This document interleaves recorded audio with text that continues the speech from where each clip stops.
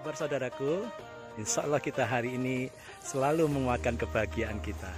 Sebab kebahagiaan itu adalah utama bagi kehidupan kita sehari-hari, saat ini dan akan datang. Nah, ini kita lihat bagaimana ketumbangan atau pohon tumbang. Baru saja peristiwa yang bisa kita pahami sebagai sebuah ketumbangan, pohon tumbang.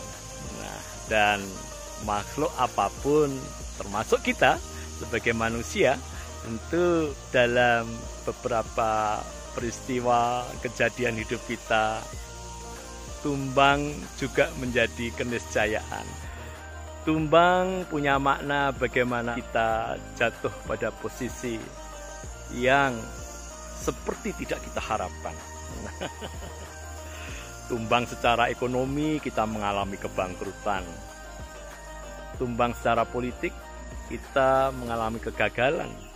Mencalonkan dalam pilkada, mencalonkan dalam wakil rakyat, mencalonkan kepemimpinan nasional, presiden, dan sebagainya. Bisa tumbang.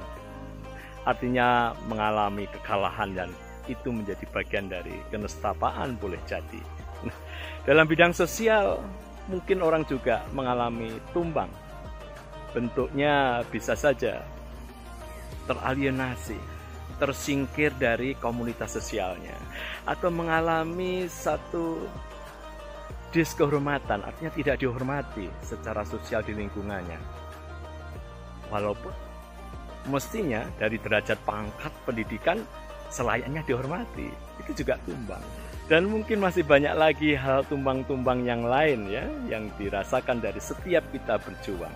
Nah, saudaraku, meskipun kita takut dengan kondisi tumbang, persoalannya adalah bukan takut atau sebaliknya. Tapi yang terpenting adalah tumbang harus kita pahami sebagai bagian dari takdir qadarullah, merupakan kehendak dari Allah Tuhan yang Maha Kuasa. Nah, kalau setiap situasi tumbang, apapun yang melilit membelit kita dari ketumbangan itu, maka tidak ada pilihan lain kecuali kita mengambil hikmah dari seluruh peristiwa itu. Takdir itu tidak bisa kita perhitungkan walaupun kita sudah ikhtiar. Boleh jadi takdir yang kita rasakan dan itu nikmat, membahagiakan kita. Apakah dengan ikhtiar kita atau tanpa ikhtiar kita, tentu kita dengan senang hati. Itu pun ingat, saya menilainya sebagai ujian juga.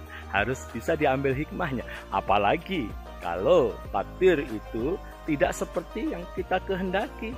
Kita tidak ikhtiar ataupun kita dengan sengaja ikhtiar, tapi hasil akhirnya adalah tidak seperti yang kita harapkan.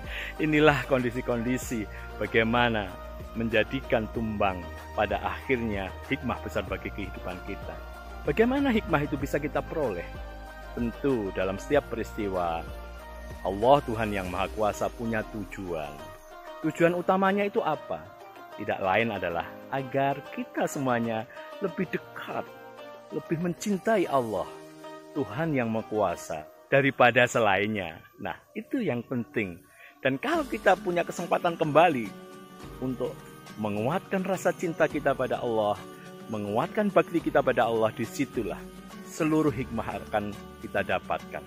Saya meyakini dengan kemampuan kita mengambil hikmah itu, maka pada akhirnya kita menemukan berbagai solusi untuk menjadi hidup yang lebih baik, menemukan berbagai pemecahan, bahkan kenikmatan baru yang lebih hebat dari yang tidak kita sangka-sangka.